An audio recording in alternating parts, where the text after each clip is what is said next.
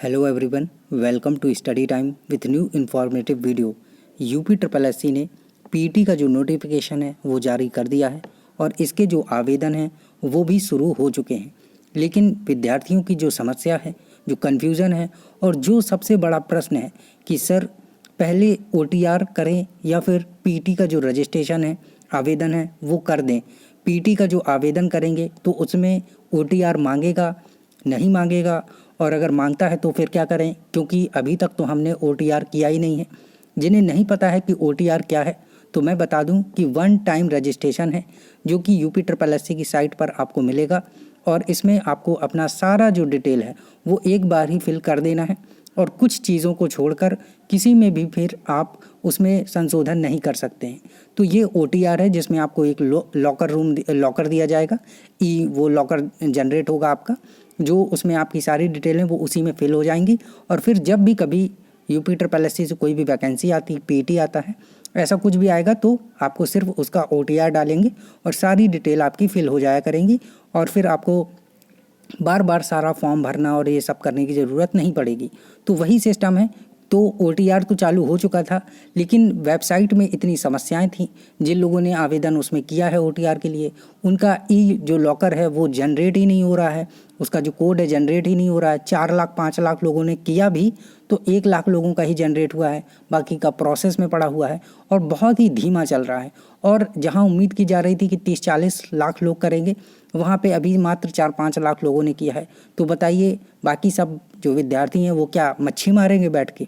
क्या वो फॉर्म नहीं भरेंगे? क्या उन्हें नहीं मिलेगा फॉर्म भरने के लिए? तो ऐसा कुछ नहीं है।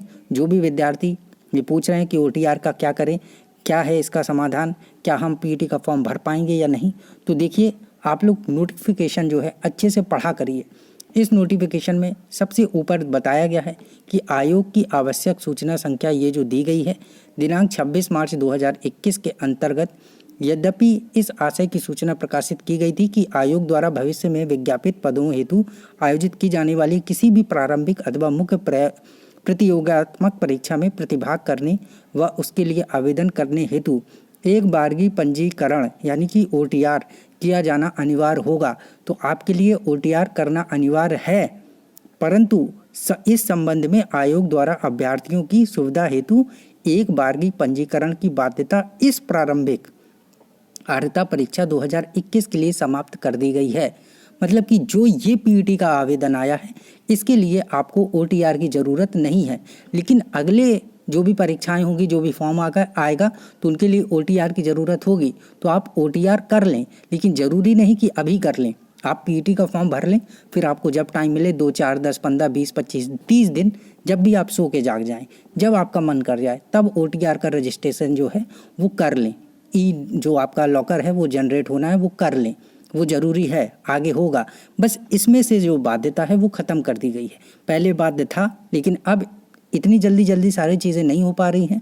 आयोग को चुनाव भी तो समझ रहे हैं ना आप लोग, तो इतनी जल्दी का था ये सारा सिस्टम, तो अब ये बाध्यता इसके लिए समाप्त कर दी गई है। तो आप बेफिक्र हो जाइए और पीटी के लिए आवेदन करिए और आगे वैकेंसी भी बहुत अच्छी खासी आने वाली है। चुनाव है, चुनाव के बाद आप भी देख लीजिएगा, सरकार बदलती है, आप बदलते हैं, क्या होता है। बाकी फिर रजिस्ट्रेशन करना हो तो करिएगा, ना करना हो ना करिएगा, जो करना हो वो करिएगा, ठीक है। तो घबराने की ज़रूरत नहीं है, ओटीआर की कोई ज़रूरत नहीं है। अब आप लोग समझ गए होंगे, सारी चीज़ें डिटेल में आपको बता दी गई। थैंक यू, मिलते हैं नई इन्फॉर्मेटिव वीडियो के साथ। कोई अभी भी समस्या है तो कमेंट सेक्शन में आप बता सकते हैं। Thank you.